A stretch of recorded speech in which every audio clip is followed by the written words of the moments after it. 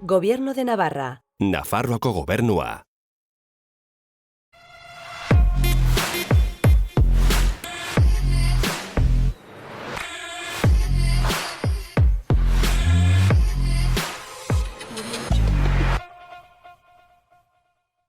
Gaur Karmele Oteros dugu gurekin.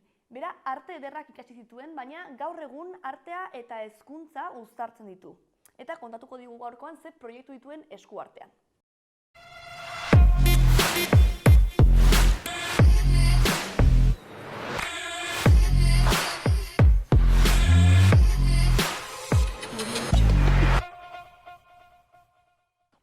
Ongi etorri, Karmele. Eskerrik asko. Zer modu zaude? Oso ongi. Bai.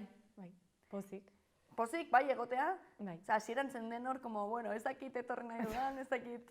Hasiera batean ez nuen etorri nahi, benetan liatu nautelako etortzeko, baina orain jazta. Ez du normalen egiten duzu lan, Mikelekin, ez? Hor zaudete proiektu askorekin, elkarrekin. Bai, Mikelek eta biok daukagu mikrokooperatiba bat, Orban Estudio deitzen da, eta da artea, sorkuntza eta hezkuntza nolabait txertatzen dituen kooperatiba bat. Baina bera gaur ez da etorri. Lana zeukalako, ez? Zautelako nahiko liatuak, egia esan, ez? A tope. Hori ere ona. Bai, seinale ona. Seinale ona. Hori da. Eta nola definitzen zara zu artearen munduan edo?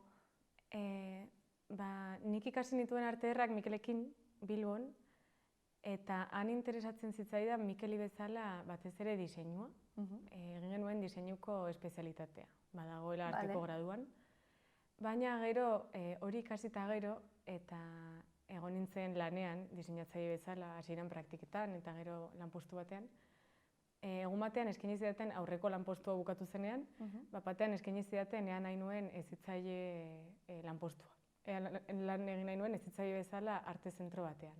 Beitu. Eta nik hori ez nuen inoiz imaginatu, ez nintzen nire lagun askok orain hezitzaileak direnak beti esaten didate txikitatik gustatzen zitzaiela bere lehengusuak zaintzea.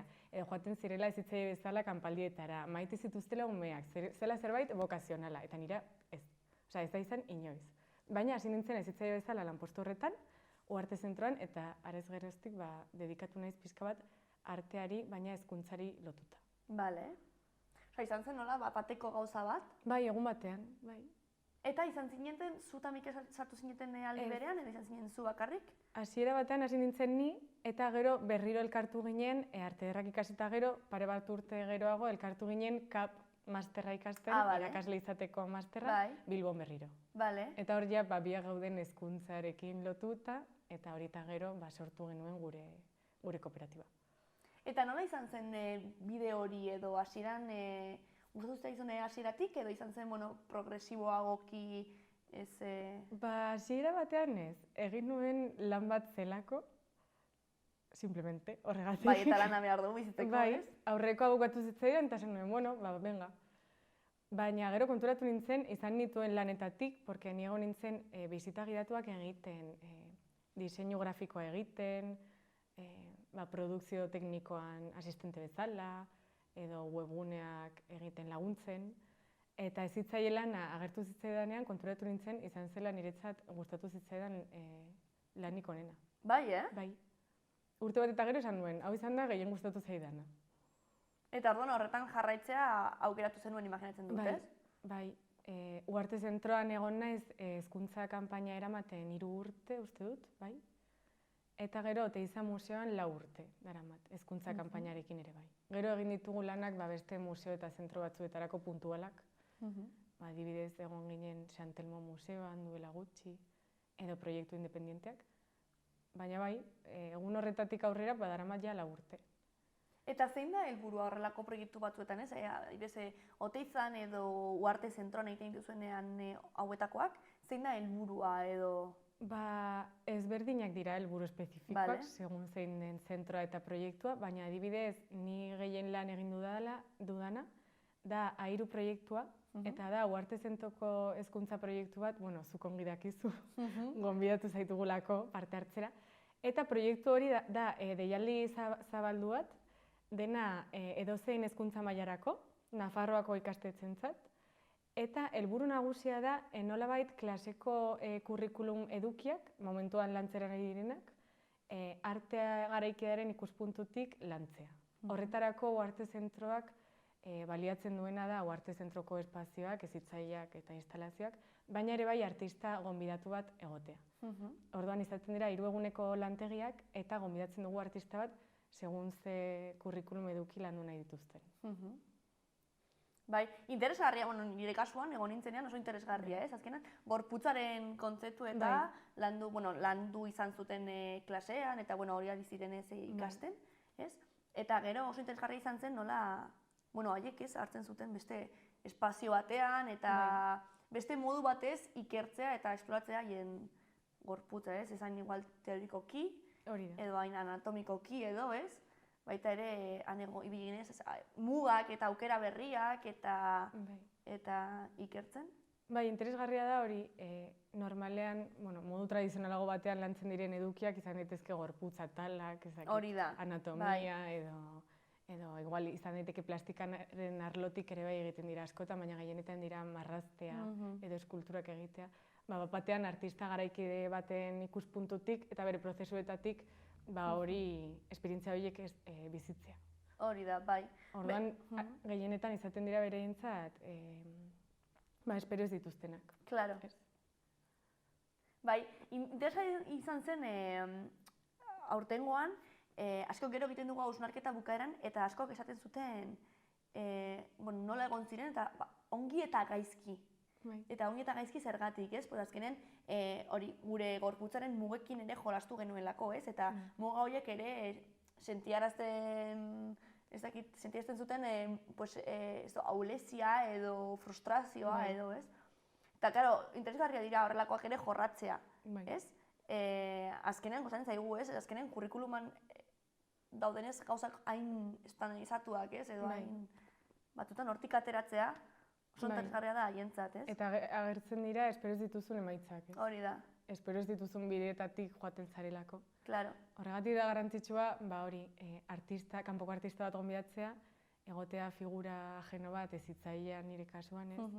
Eta kanpoko zentro batetik hori lantzea, ez? Porque eskolan batzutan sartzen zara inertzian eta irakasleak daude, igual, berdina egiten, esatu guztian, ez? Bai. Eta batean etortzen zaizu norbait kanpotik, proposamen berri batekin, eta irekitzen dira hildo berriak. Hori ere bai da AIRUaren helburuetako bat, eta da 3 egun horietatik haratago azken sesioan proposatzea hildo irekiak edo konklusio ez gain, hildo ireki edo jarraitzeko linea berriak, ez? Beraiek klasean lantzen jarraitzeko. Eta ikusten duzu hori gero irakasleek hartzen dutela? Bueno, batzuetan bai, batzuetan ez. Batzuek hartzen dute 3 eguneko proiektu bat bezala, tipo, etorriko norbait, egingo digu hau, baina izango balitzu bezala, joango gara Gaiarrera teatro bat ikustera, eta iraungo du ordu bat, eta gero listo. Baina gero beste irakasle batzuk bai jarraitzen dute. De hecho, duela gutxi idatzi ziguten eskola batetik, eta gonbidatu ziguten guk egindako proiektu baten harira egin duten hausnarketa batera, eta gero egin duten erakusketa batera. Orduan, batzuetan bai hartzen dute hori, eta jarraitzen dute lantzen. Beste bide batzuetatik, bai. Eta nola sortatu zen horrelako helburuekin lantzeko kooperatiba bat sortzearena, ez? Alde batetik, bakarrik kooperatiba bat sortzearen asuntoa, ja da, ausarti puntu bat behar duzu, ez azkenean oso ez egonkorra da mundu hau. Eta gero, bestetik oso argi izatea, ez? Hau landu behar dugu, hau garrantzitsua dela uste dugulako, ez? Claro, hori Mikel eta biok arte ederrak ikasita eta gure lagun artista autonomo askok bezala, jakendu genuen amets hori lan postu finko bat izatearena. Eta joaten ginen hori, proiektu batetik bestera, beti autonomoak bezala, autonomoak egin baino lehen IAEN alta emanda, baino batzuetan ez. Egon ginen oso inestable urte asko, eta egun batean kafe bat hartzen biok erabaki genuen nahi genuela gure lan baldintzak duinak izatea. Orduan lagun abokatu batzuekin hizketan ezagutu genuen kooperatiben mundua, eta asesoria batean lagundu ziguten, eta horri esker lortu duguna batez ere izan da, izatea beharrean pertsona bakar bat arazo guztiekin, ni adibidez, negoenean aurreko urtean lanean Mikelekin elkartu baino lehen, hautsi nuen hanka. Ah, Eta vale. hori izan zen desastre bat. Claro. Claro, ez duzu lanik egiten, ez duzu kobratzen. Claro, Eta bai, nik bai, ez bai. neukan bajarik, ez ezer. Baina elkartzean eta kooperatiba bat izatean daukazu lantalde bat, gero hartu genuen estudio lokal bat, orduan dauzkazu hor infrastrukturak leku bat, ez duzu lan egiten zure Ja, logelan. etxean, bai. Eta dena, hartu dugu segurua, kotizatzen dugu, daukagu asesoria bat, arazo legalak, autoriako Bai, derechos de imagen, Bai, bai, bai, bai, bai. guztia eramaten digute, eta zaila izan da, baina horrela da izatea bezala lanpostu normal bat. bai, babes hori ez izatea eta ez sentitzea hor zaudela zu bakarrik eta munduaren kontra ia, ez? Bai, eta zaudela asmatzen gauza erratu guztian. Nik Ja. hasieran egiten nituen gauzak, pues, bueno, asmatzen nuen moduan, ez nekien, osa ongi. Parte legala, fakturak egiten ez nekien, egiten nituen hasieran oso gaizki. Osea, que bai, hori izan zenuten argi, nahi zenutela pixka bat hori, ez, horreri, pues, finkotasun edo bat eman. Bai, niretzat izan zen como un ultimatum. Egun horretan, oroitzen naiz, dela hori kafe bat hartzen eta esan genuen, nik esan nion. Edo nire lana eta ikasi dudana eta nire pasioa hartzen dut modu serio batean, edo jauzten dut eta dedikatzen naiz beste gauza batera. Baina ezin nuen jarraitu horrela. Ja, Kotizatu gabe, jakin gabe hurrengo hilabetean kobratuko nuen edo ez.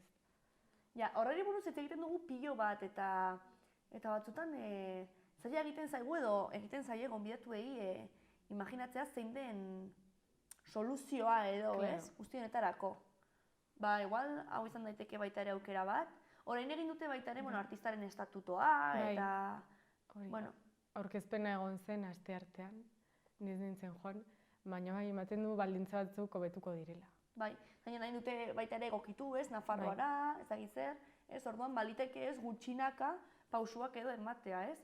Adibidez, hau sortu genuenean, lehen komentatu dizuet, ez izan zen COVID-aren egoeraren Bai. ostean, ez? Eta hor ikusi ziren, zeuden gabeziak eta zeuden Kezkak. bai, hori da, ez? Esan duzuna, ez? Zer gertatzen da, nik nire gorputzarekin eta lan egiten baldin badut eta bakarrik Claro. baldin banago eta zerbait apurtzen baldin badut edo, Claro. zer gertatzen da, pues ezer, ez dudala Claro. kobratzen eta Claro, osea, guk ikasi ditugu azkeneko urtean gauza pila bat. Niri gertatzen zitzaidan beste gauza bat, adibidez zen, ia nituen proiektu guztiak akordatzen dituela ahoz. Ezagutzen norbait eta esaten zidan, hurrengo hilabetean egiten dugun elkarrekin lantegi bat, eta egiten genituen bilerak, genituen dokumentuak idatzita ideiaren inguruan, baina ez neukan nik dokumentu legalik hori gertatuko zenik. Adibidez hori gertatu zitzaidan behin museo famatu batekin, COVID garaian, eta gero COVID etorri zen eta kantzelatu zuten. Eta uste dut zirela 2000 euro ez dakit. Baina, klaro, nik ez neukan hori idatzita inon. Claro, orduan listo. Orduan orain ikasi dugu egiten hojas de encargo ditzen direnak, Vale. eta hor jartzen du, ezakitzen bat egunetan kantzelatzen bada ordainduko da ezakitze eguneko. Edo gai guzti horiek nik hasieran ez nituela. Ez? Eta ze baldintza behar dituzu kooperatiba bat sortzerakoan? Ba, izan behar zara gutxienez 2 kide, 2 baino gehiago, bestela bakarra ezin zara kooperatiba bat izan. Eta gero daude kooperatiba mota ezberdinak. Gu gara mikrokooperatiba, eta ez dakit oso ongi zeintzu diren bere ezaugarriak, baina egia esan guk eskatu genuen, momentu horretan ez dakit orain jarraitzen duen, zegoelako Nafarroako gobernuko diru laguntza bat, ez? bai, 10.000 euro, bueno, 5.000 euro kide bakoitzeko. Eta ezagutzen dut bastante jende egin zuela hori, mikrokooperatiba sortu. Daude ezaugarri ezberdinak, izan zaitezke kide mankomunatuak edo solidarioak, egon daiteke bat hartzen dituena erabakiak eta bestea ezetz, gu gara solidarioak. Bueno, hor daude aukerak, ez? Igual ikertzeko eta... Bai. Da modu bat izateko guztia gutxi gora bera, baldintza gutxienekoekin, ez? Estatuto batzuk, leku bat, aseguru bat, ia alta emana, kotizatzen egotea autonomoetan, gutxienekoa da. Mutua bat izatea. Baina nik hori izan dut duela urte bat, baina daramat lanean ja 6 urte. Orain badakizu dela gutxienekoa, baina momentu horretan ez denuen pentsatzen ez da, ez? Ez. Hori posible zenik ez, bueno, bai. Bueno, pues ikusiko dugu ea aurrera aukera gehiago dauden eta ez? Eta badoazten gauzak ez aurreraka eta Bai. Ze beharrezkoa da, nik uste baita ere gauden puntuan, eta gainera jende asko dagoela artearen munduan lanean, eta jende guztia kezka antzekoak ditu, ez? Bai. Nik uste baita ere saretze moduko bat falta da gure artean, artearen munduan dauden pertsonen artean. Bai, nik hitz egin dut nire artista lagunekin askotan, lagun gehienak dira artistak, eta denek ditugu zalantza berdinak. Eta urtero gertatzen zait berdina. Airu batera gonbidatzen dudanean, artista bat, Uharte Zentrora, hasierako galdera beti da hori, egon behar naiz altan iaen edo ez. IVA jarri behar dut, da 121 edo ez. Eta IVA eta gero kendu behar diot IRPF-a, eta zenbat kendu behar diot. Galdera horiek, urtero artista guztie dauzkate, nire lagun guztie dauzkate, eta ez daukagu erantzun bat argi. Eta lan egiten dugu horrekin, baina ez dakigu nola gestionatu. Ja. Gainera, gero daude batean bazio legal horiek, eta, ez? Eta txalari etxala trampa, eta... Claro, denak mugitzen gara, hori, bazio horietatik, egon bazara alta baina alduzu ez egon, edo fakturatzen baduzu 3.000 euro baino gutxiago alduzu ez deklaratu, eta horrelako gauzak, ez? Baina, eta ez dago gaizki, baina nik nahi nuena zen jakin zeintzu diren baldintzak. Eta hor gero nik erabaki. Baina kostatu zitzaidan, eta oraindik ezakit jakitea zein den panorama hori kostatzen zait asko. Azkenean badirudi, nik arte ederrak ikasi ditut, ni diseinu gauzak egin ditut, hori nago hezkuntzan ez bitartekaritza edo, eta jakin behar dut iaia, ezakit abokatu baten edo asesore baten dakiena, ez? Eta badirudi hori artista zarenean, ez duzula kontuan hartzen zenbat gauza jakin behar dituzun, munduan funtzionatu ahal izateko, ez? Osa, gu gara, gure administratiboak, ez? Hartu behar dugu telefonoa eta korreo guztiak erantzun, eta sartzen denean norbait agurtu eta zer nahi duzun. Gero, garbitu behar dugu gure estudioa, ez? Eraman behar ditugu gure fakturak, eraman behar ditugu gure arazo legalak, eraman behar dugu gure irudia, ez? Dena. Bai. Alaxe da. Bai. Bueno, behintzat ezagutzera ematen ari gara, ez? Zein den errealitatea, ez? Batzutan badirudi badanera bakarrik ezakit los monitos de feria edo ezakit kuadro polit bat edo... Baina horren atzetik dagoen guztia. Zaila da. Eta Airu proiektua eta adibidez Oteizakoa zertan dira ezberdinak? Edo... Oteiza museoan eramaten dugun eskola kanpaina da itxiagoa, eta daukan formatua da bisita gidatu bat, eta gero lantegi mota ezberdinak, segun zer landu nahi duzun. Eta ere bai da, hezkuntza maila guztiei zuzendua. 3 urtetatik 18 urtera arte, eta gero ere bai daude proiektu bereziak, proiektu sozialak batzuetan ospitaletan, edo gartzelan, edo jende helduarekin izan daitezke. Baina, eskola kanpaina 3tik 18 urtera, hori, da ere bai kurrikulum eduki batzuk lantzeko, baina ja daude itxita. Dira volumena, geometria edo gure gorputza landu alduguna. Orduan dira 3 ibilbide mota, gero horretaz gain ja helduentzako dago arkitektura ibilbidea, baina ja da bigarren hezkuntzarako. Eta egiten duguna da hori, bisita eta lantegia. Bai. Oteiza museoarena niri gustatzen zaidana da espazioa bera. Hombre, eski Oteiza museoa da daukagun, ez? Arribitxi bat, ez? Hemen etxe ondoan. Bai. Osea, eduki gutxi aldituzu sartu, baina ja egotearekin hor, ja ikasleak ja daude pozik. Atera dira eskolatik, ez duzu hitz asko esan behar, beraiek ikusteko ere bai nola arkitektura horrek daukan harremana eskulturekin. Osea, oso bisuala da. Hortik paseo bat ematera, kanpotik eta barrutik, beraientzat da esaguratsua, esperientzia. Naiz eta gutxi azaldu. Eta ikusten duzu nola proiektu hauen ondoren zenbait aur, igual hainbeste, ez dakit, kultura edo artea edo hain eskuragai ez dutenak, ikusten dituzela bide berriak edo ildo berriak ezakit etorkizunera begira. Igual txiki-txikiak direnean, igual ez hainbeste, baina helduago... Bai, batzuk, ez dakit, ez didate zer esaten eta ez dakit zer pentsatuko duten, baina gero beste batzuekin bai ikusi dut ireki zaiela zerbait. Adibidez aurreko urtean egon nintzen kurtso batzuk egiten arte eskolan, Iruñeko arte eskolan, eta hor gero ikasle batzuk etorri ziren Uharte Zentrora. Batzuetan Uharte Zentrora akzesoa da pixka bat zaila, zuk ikusten duzu museo bat bezala, dagoena hor, edo zentro itxi bat, ez dakizu oso ongi zer den. Nik esaten nien, arte produkzio zentro bat da, ez da museo bat, baina zuten oso ongi ulertzen. Baina erabili nuen sesio bat webgunea azaltzeko, azaltzeko zeintzuk diren nola joan bilabesan, nola sartu webunean, nola eskatu deialdiak, nola eskatu laborategiak, eta gero etorri ziren. Orduan bai ikusi dut, igual ni ez nintzen joango gela horretara, txapa hori ematera, igual ez direla etorriko. Baina ematen badiezu esaten dute, eta hori dago uharten, eta doainik da, eta joan naiteke, eta non dago irekita, eta noiz dago irekita, eta etortzen dira, ez? Bai, eta helduagoak direnean, hori. Eta baita ere, irakaslentzat baita ere interesgarria ere kanpoko jendeak edo informazio hori ematea, ez? Batzutan irakasleak ez dakite, igual informazio bera hori, ez? Igual ez dute horrelako grinik edo, baina, karo, kanpoko norbait ez, erakusten ginean, ze nolako, ez dakit, baliabideak edo ditugun, ez? Claro, hori, Iruñan egonda badaudela baliabide asko, direnak doakoak, Nafarroako gazteentzat. Eta bi proiektu hauetaz aparte, badituzu beste proiekturen batzuk, ez da? Bai, asko, badakizu. Ja, hemendik ara. Mikelezani hartzen dugu momentuz agertzen zaigun guztia.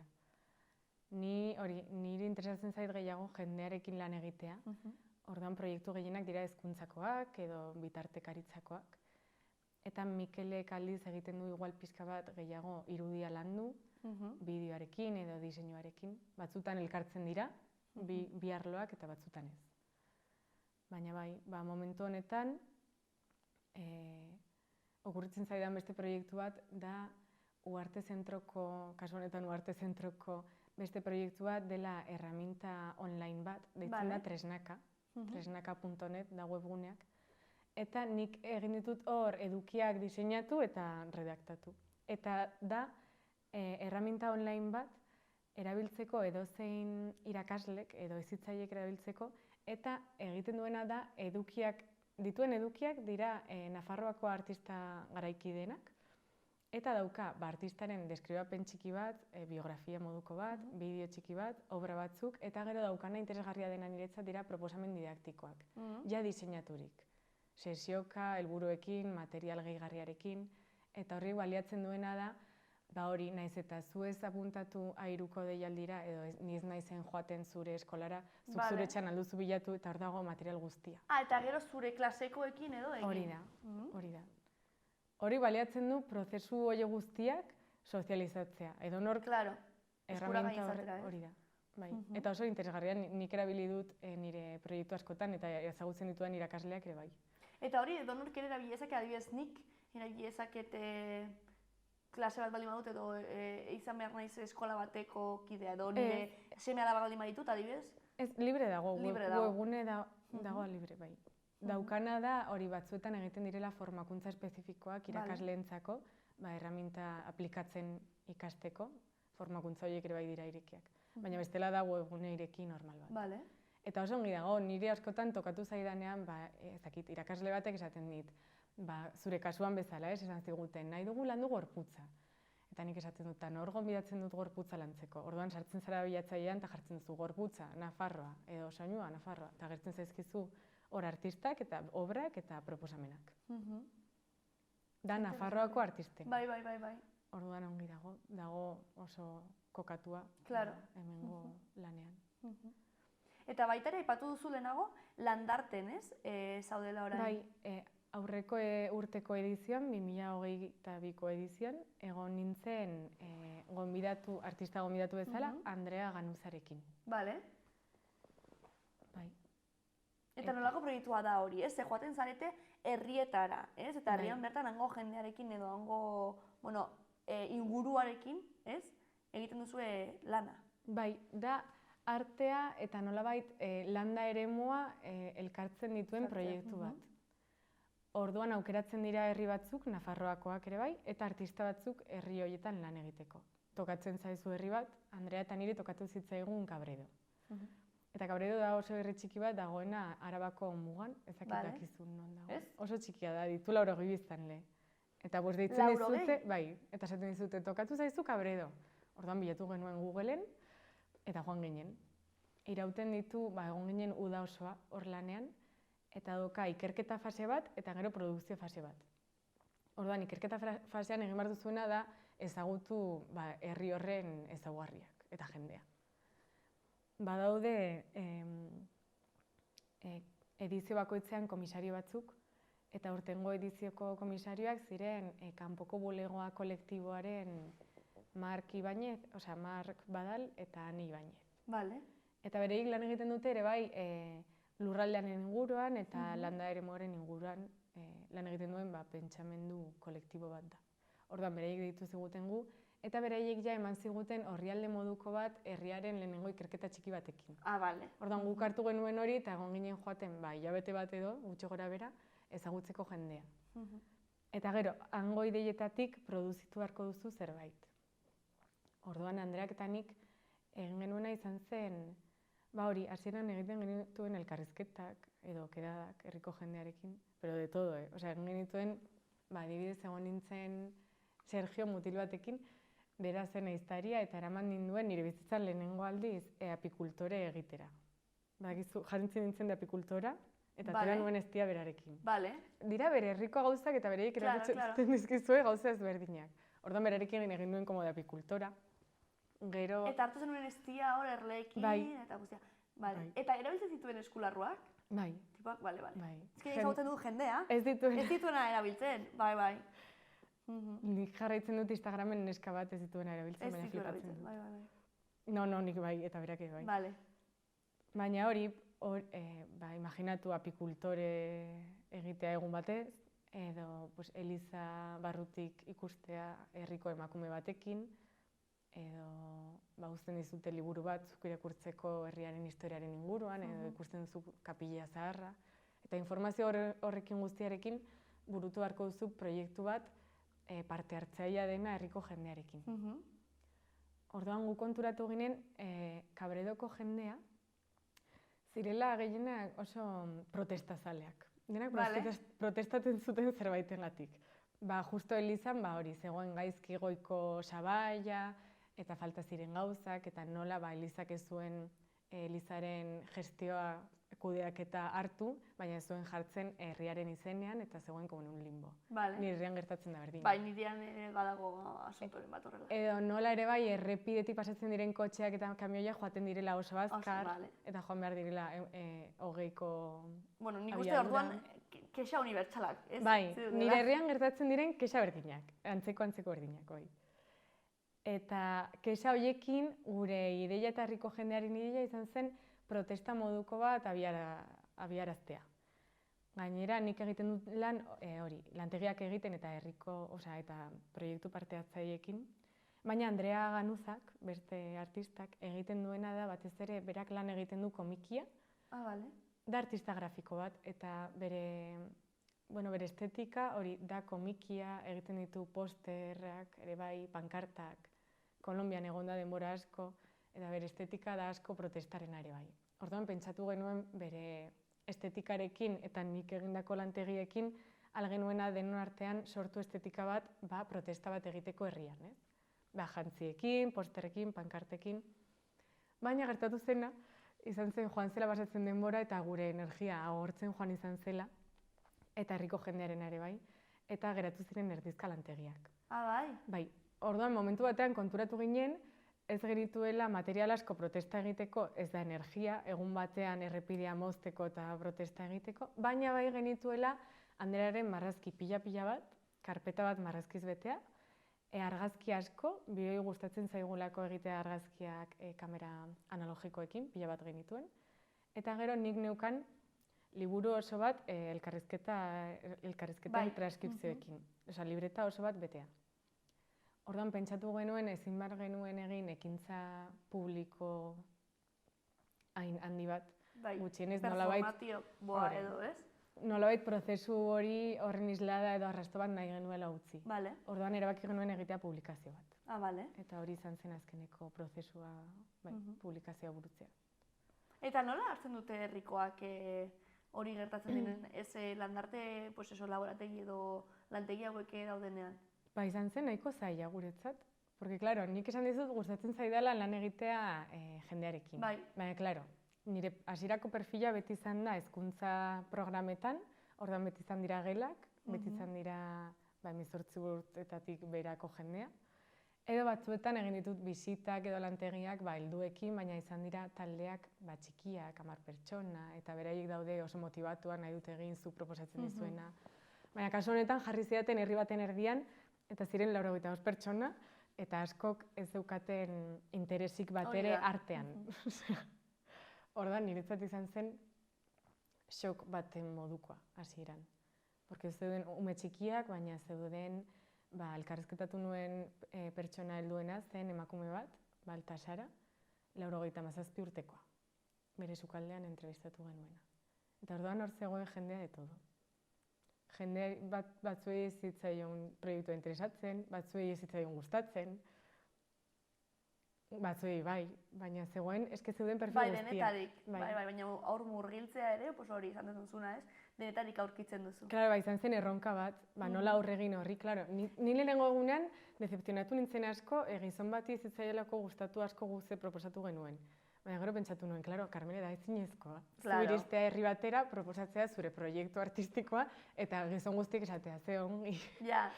Claro, ez du zergatik. Eta normala da. Eta gero, bukarako produktu hori, zebe batzutan gustatzen zaigu ez, prozesua edo ikustea edo, baina gero normalean gustatzen zaigu arrasto hori, ez? Hau guk eraiki dugu edo, hau gurea da edo, ez? Landarte proiektuaren oinarrietako bat da produktuak izan behar direla nolabait efimeroak. Prozesuari ematen dio garrantzia eta ez obra finalari. Osea, ez da zuri tokatzea herri bat eta zuk herri horren rotondan jartzea eskultura bat. Osea, ideia da beste bat. Orduan ere bai, publikazio egitearekin izan genituen dudak. Porque prozesua gertatu zen, baina geratzen zitzaigun pixka bat hutsa izan gabe zerbait fisikoa. Baina hala ere publikazioa ez da prozesuaren helburua. Baizik eta arrasto txiki bat. Baina beste artista askok ez daukate produkzio finalik. Bai, izaten da prozesua eta listo. Bai. Baina hori herritarentzat ere bai oso zaila zen ulertzeko. Ratu guztian izaten ziguten, pero aquí, ¿qué se va a quedar? Hori da, bai. Hacernos un mural. Hori da, eski hori izaten dizun, ez? Askotan batzutan gara zaigu prozesua eta ulertzea. Baita igual ez garelako, edo ez gaudelako ohituta barnetik prozesu bat ikustera, edo barnetik zer esaten genuen aleno, ez? Ikusten duzu obra, edo ikusten duzu kuadroa, baina ez dakizu zer dagoen atzetik, ez? Hori da. Eta orduan hori. Baina zaila da. Niretzat ere, bai, orain nipozik nago publikazio bat daukadalako, baina bestela izango zen ez daukaten zer, ez? Beti bilatzen duzu izatea zerbait fisikoa, fisikoa formatu impreso batean, obra bat, edo bideo bat, edo audio bat, ez importa, baina zerbait ez. Bai, froga bat ez, hau gertatu egin da. Claro. Eta gero baita ere, ze uste duzu, zergatik uste duzu dela garrantzitsua, bai hezkuntza arloan eta bai landa eremuan, ez dira bi arlo non agian ez da hainbeste kultura edo artea ez da hainbeste jorratzen, ez edo ikusten da gauza oso bigarren, ez hain garrantzitsua den zerbait edo, nola ikusten dituzu bai alde batean bai bestean behar hori? Niretzat, nik uste dut horregatik gustatu zitzaidela hainbeste hasi nintzenean lanean izitzaile bezala, porque, claro, nik ikasi nuen arte ederra. Gustatzen zait asko irakurtzea, erakusketetara joatea, lagun artista pila bat dauzkat. Orduan, zaudenean mundu horretan, zaude burbuja batean, hitz egiten duzu denek hizkuntza berdina eta zaude horretan. Baina, batean atera ninduten horretatik, eta planteatu behar izan nuen, hori lantegi bat, 15 urteko mutil kuadrilla batentzat, eta orduan, nire eduki guzti horiek sintetizatu behar izan nituen eta eraman errealitate batera, nire ez dena, baina beste norbaiten errealitatea dena. Eta horrek funtzionatzen duenean, niri ematen dit, gustatzen zait asko, ikusta hori beste errealitate batzuetara gerturatu aldela. Eta landa eremuan lan egin izan dudanean oso gutxitan, landarterekin gertatu zitzaidan berdina. Nik hemen nituen ideia batzuk Andrearekin eta gure lagunekin oso ongi funtzionatzen zuten gure buruan, baina gero eramaten duzu errealitate batera eta hork egiten du krak, ez? Eta bilatzea zentzua eta funtzionatzen duenean niretzat da oso gustatzen zait. Eta arte garaikidearekin batzutan gertatzen da hau, ez, gizartean. Nik uste jende askok ikusten duela artea garaikidea oso gauza arraro bat bezala. Bai. Eta ikusten dela asko, hori, zure bizitako zerbait ez baldin bada, zure burbujika horretan ez baldin bazaude, horrelako zerbait ez kontsumitzea, ikustea, disfrutatzea, ez? Nahi dugu guztia ezagit zentzua izatea, edo hasiera korapiloa bukaera, edo, ez? Bai, nik urten dut, lan egiten dudanean jendearekin hori, jendea daukala barrera bat oso potoloa, tipo, no, es que yo de arte no sé nada, edo nik ez dakit marrazten, edo, bueno, arte yo no sé, ez? Denek esaten didate hori hasieran, eta ikusten dudanean zerbait sartzen dela pertsona horretan, orduan ikusten dio zentzua egiten dudan lanari. Niretzat artea delako pertsonak eraikitzeko bide bat. Eta edozein pertsonari. Hori da, ez? Dagoela zuzendua. Bai. Badakit daukazu da zertxo baitor, baita ere guri erakusteko. Hau da, egin genuen publikazioa ekarri dut. Ui. Ez dakit, nahi duzu ikusi? Bai, edo erakutsi guzuzu, bestela hori ireki. Ikusizuk, ea jakiten duzun nola... La suerte. Nola ireki, bai. Bueno, esan dizudan, gustatzen zait pilo bat hau, kolorea.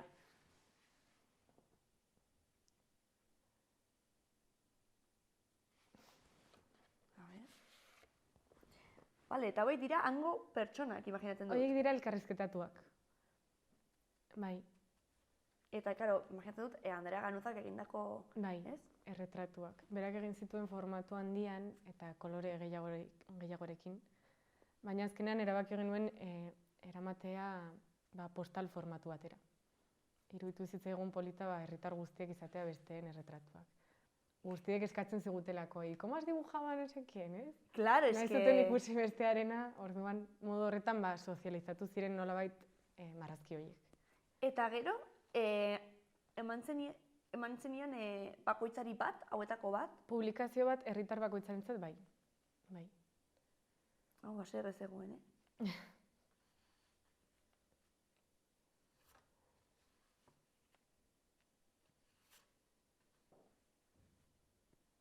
Ze interesgarria.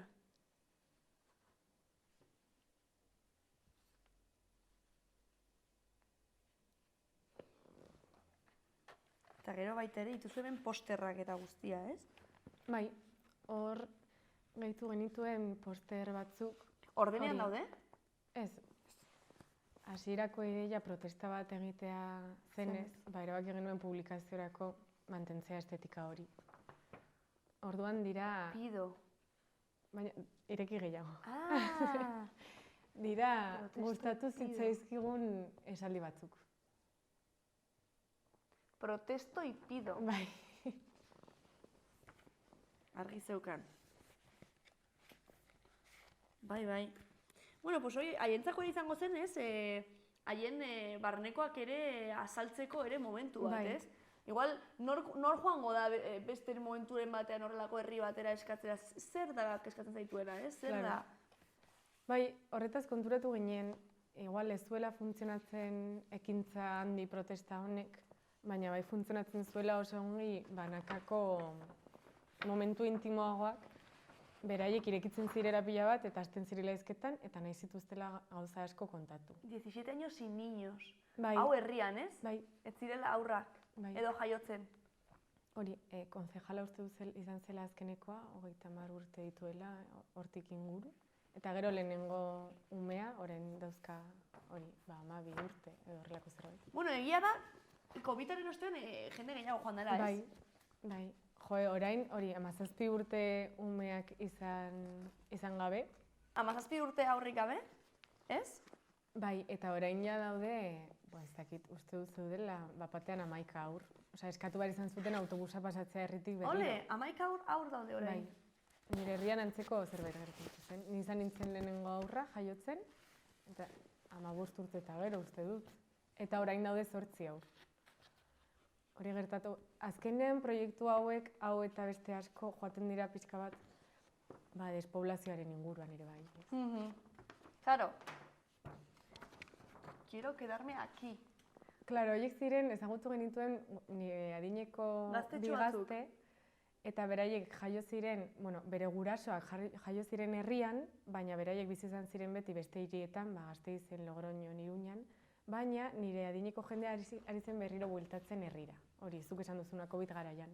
Ni ere berdina egin dut, ni ere kanpoan Bai. ikasi nuen eta orain berriro herrian. Gertatu da pixka bat hori, aitona-amonak ziren herrikoak, gero gurasoak jaio ziren hor, baina gero joan ziren Madrilera, Logroñora, Gasteizera bere bizitza egitera, baina orain bere semeak, ilobak, bilobak, bueltatzen ari dira. Osea, egon da, belaunaldi ustura bat, eta gero bueltatzen ari da jendea. Egia da, hori bai, gertatzen ari da, eta... Gutxinaka, baina... Bai. Eta orduan ikusten dut, orokorrean, kontatu didazun asunto guzti hauek, dira nahiko, gizartearekin nahiko konprometituak, ez?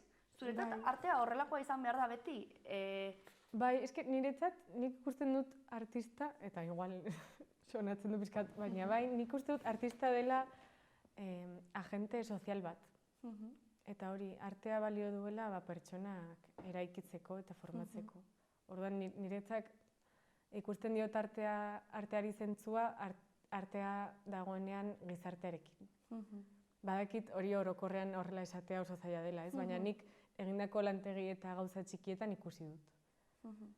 Nola etortzen den jendea Oteiza museora esaten yo no sé nada de arte. Eta gero batean nik egiten dizkiet konparazioa beraien bizitza errealerekin edo beraiek egiten dituzte eta batean ikusten dute zentzua obra batzuetan. Bai, artea dagoela azkenean gure bizitzaren arlo askorekin konektatua, ez? Horren, igual islada inkluso da, ez? Bai. COVID-aren garaian ere izan zen horrelako kontzeptu batez, zer diren oinarrizko gauzak, zer ez den oinarrizkoa, artea ikusten zen oinarrizkoa ezen zerbait bezala, baina gero ikusi zen behar hori, ez? Nola etxeetan kontsumitu genuen arte pilo bat eta horren beharra geneukan, ez? Orduan, begira, egiten dugu gauza bat programa honetan dela, galdera bat uzten du aurreko gonbidatuak zuretzat, eta zu gero galdera bat egingo duzu. Eta justo horren hildora aurrekoak hau galdetu zuen, zer gertatuko litzateke artea desagertuko balitz. Ze badirudi ez dela oinarrizkoa, ez? Orduan ez baldela oinarrizkoa, desagertzen baldin bada, ez da zer gertatzen, ez? Baina zer gertatuko litzateke benetan? Eske nik uste dut ezinezkoa dela artea desagertzea gizakiak bizi baldin badira. Ez dut uste banatu aldirenik gauza horiek. Gizaki garenetik artea egon da. Hori da. Leku guztietan. Uste dut ezinezkoa dela. Zuk zer uste duzu? Pues nik uste dut antzeko parezido ez gure azkenean igual, esaten dugunean ez dela oinarrizkoa, ez? Pentsatzen dugu ez dela oinarrizkoa animalia garen alde horretatik, ez? Logikamente, animali bezala, zer behar duzu, pues, esto innatos, ez? Reproduzitu, ez? Osea, edan, oinarrizkoak lo egin eta kitxo, ez? Oinarrizko beharrak, baina, karo, gero animalieratik desberdintzen gaituen zer hori, ez? Dira beste behar horiek eta horien artean ikuste artea hori intrinsikoki lotuta dagoela, ez? Niretzat da gizakiaren berezko zerbait. Eske justo gainera aste honetan egon naiz prestatzen artearen historiako klase batzuk eta rememoratu ditut institutoko klase guztiak eta egon naiz ikusten nola hori garai guztietan, kultura guztietan egon den artea. Ari naiz egiten superresumen bat, artearen historia. Baina, konturatu naiz hor beti egon dela. Beraz ez ginetek existituko, hori da erantzuna? Osea, nik uste dut zer gertatuko litzateke artea desagertuko balitz. Uste dut hori gu ez goinela egongo. Agian mundu postapokaliptiko batean, ez orain, aldaketa klimatikoarekin ez dakit desagertuko gareno, ez? Así que agian gurekin batera. Desagertuko da, bai. Orain zure txanda. Orain nik emarru da. Bai, hor duzu Klariona ezabatzekoa. Eta aurrera. Eta hon nork egin zuen? Sekreto magleto. Ez duzu jakingo, ez, nork egin duen galdera, ez nor den urrengoa. Eta ni ere ja aztu dut. Así que... Nire ikaslegi jarri nien lehengo gunean zer da artea galdera. Baina, da putada bat pixka bat. Bueno, zaila da definitzen, definitivamente, baina bueno. Eta alda izan galdera bat edo zerren inguruan? Bai, edo zerren inguruan. Ze jantzen nuen atzo? Zena zure janari gustokoena? Egun batean izan genuen, zer ingo zenuke laranja batekin? Ja. Eta zer da artea ere galdetu izan dute.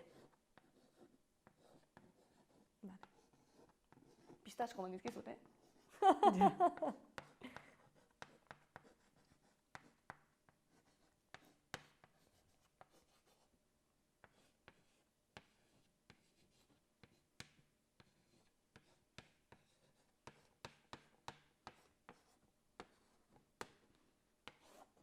Hala. Listo. Nola bota tximistak begietatik. Wow! Perfecto. Ba, horrengoan geratuko da Flipatze. flipatuta, nola tximistak. Ke guai. Eske hori da nire lagun artista baten praktikan berak botatzen zituen horrelako galdera imposibleak. Ea besteok nola erantzuten genituen. Eta horretaz gogoratu nahi. Ba, imaginazioarekin jolastu beharko dugu, Bai. ez, erantzuteko. Bai. Así que primera. Ba, mila esker, Carmele, Zuei, hau izan da gonbidatzeagatik. dena. Espero Eskerrik asko. gustora egon izana. Eta hori zorteun proiektu guztietan. Bale, berdin. Eta Bai. ea etortzen zaren proiektu gehiagotara. Bai, bueno, ni superpozik. Beti oso gustora nabil, así que...